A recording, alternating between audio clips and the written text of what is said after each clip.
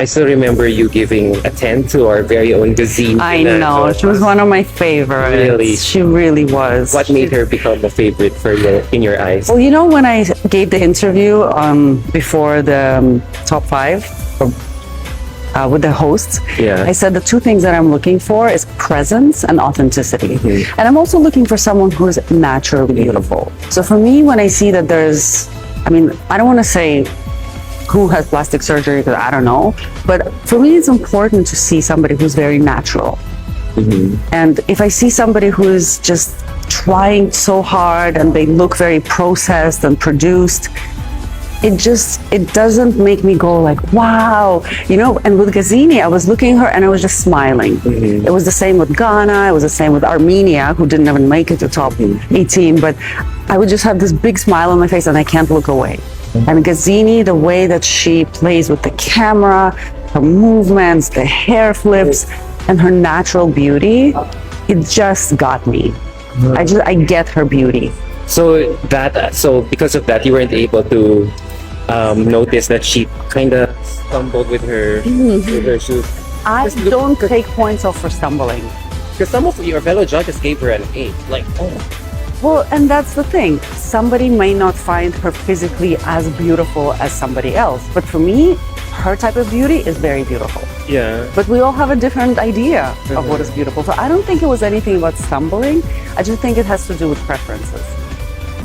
So mga kapolitika, inyo pong napanood si Miss Universe 2005 na si Natalie Glibova at mula po siya sa bansang Canada.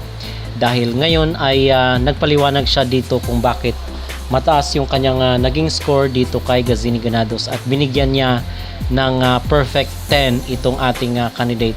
At isa actually si Natalie sa nagbigay ng pinakamataas na marka dito kay Gazini Granados at kasama rin siya doon sa 5 judges na nag-perfect score dito kay Gazini doon sa preliminary competition. So apparently ay talagang mahal na mga Pilipino itong Canadian Beauty Queen dahil sa mabait siya sa ating candidate. Mga kapolitika dito sa katapos lang na MJ All-Star dahil paborito niya itong si Gazini Granados.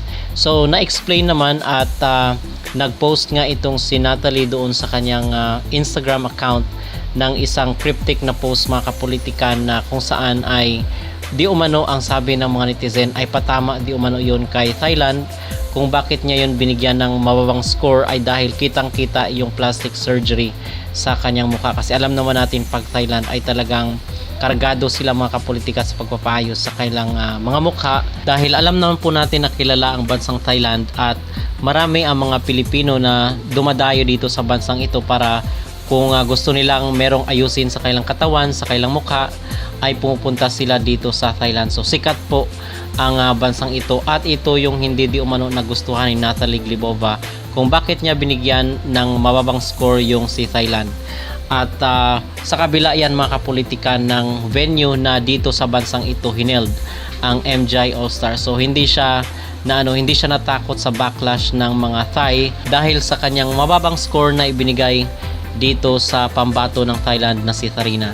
So yun mga kapolitika at sa tingin ko ay patas lang kasi kahit sino naman kahit pa siguro sabihin natin na pinakamaganda or napakaganda ng contestant pag alam naman natin na klarong-klaro yung plastic surgery or pinaayos ay nakaka-off rin, nakaka-disappoint.